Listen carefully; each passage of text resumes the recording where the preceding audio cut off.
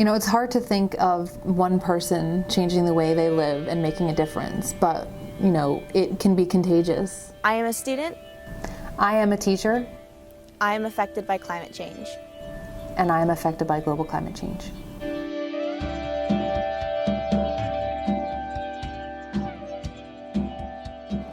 Meet Katie Brianti, a junior digital communications major and social justice minor here at Cabrini University. I feel like I've always been sort of aware of climate change, even like from when I was like in elementary school and middle school. Even back when it was still just like global warming. Through her work outside of the classroom with CRS, she has dedicated herself to advocating for the global issue of climate change. You never know the weight of your crime.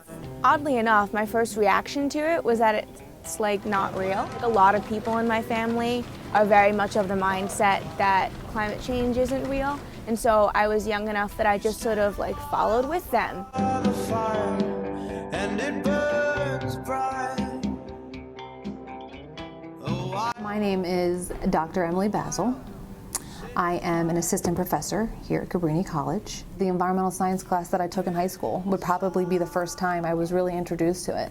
And it was something that I learned about, but I don't remember it being a pressing issue that I was concerned about. When I was a freshman, I was sitting in my ECG class and somebody read off this statistic that every time the temperature of the earth raises a degree, 10% of all usable farmland is no longer usable.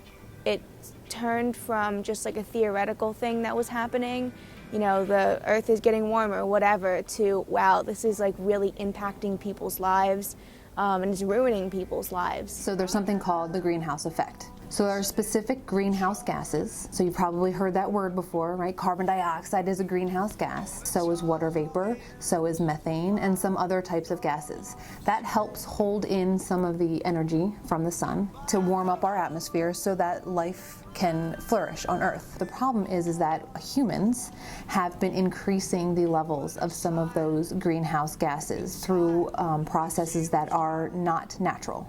For example, burning fossil fuels. So the more gases we enter into the atmosphere, the more heat gets trapped. And so that can in turn increase the temperature of the atmosphere to levels that would be more than if by just natural processes. Unfortunately, what happens is that, you know, first world countries are the ones that really contribute to climate change, but they're not the ones that feel the effects of it. It's the third world countries that feel the effects of it. My fear is for my children and what world they're going to have to live in and how it will affect them. I feel like it's my responsibility as somebody who has, you know, in my life contributed to climate change to help stop it, you know, in the name of people who can't. Understanding the impacts of global climate change and, you know, what can be done to help either mitigate those effects or even change the release of these gases into the atmosphere is very important. I feel like a lot of what I do is like really small things, or like, you know, trying recycling, trying, you know, to purchase things that are energy efficient, and, you know, just trying to reduce my carbon footprint as much as possible. You know, when you're able to go purchase a car on your own, do I do the hybrid or do I use the regular type of combustion engine? Well, that's going to burn fossil fuels. Is it worth the extra couple of bucks that it will take, you know, to get the hybrid? So when you charge your cell phone, don't let it charge all night for 8 hours. If it's got a full charge, unplug it. Just be conscious about your energy consumption and try to cut back where you can. I've also got the opportunity with CRS to lobby in Washington, D.C. And one of the topics that I did lobby on was climate change.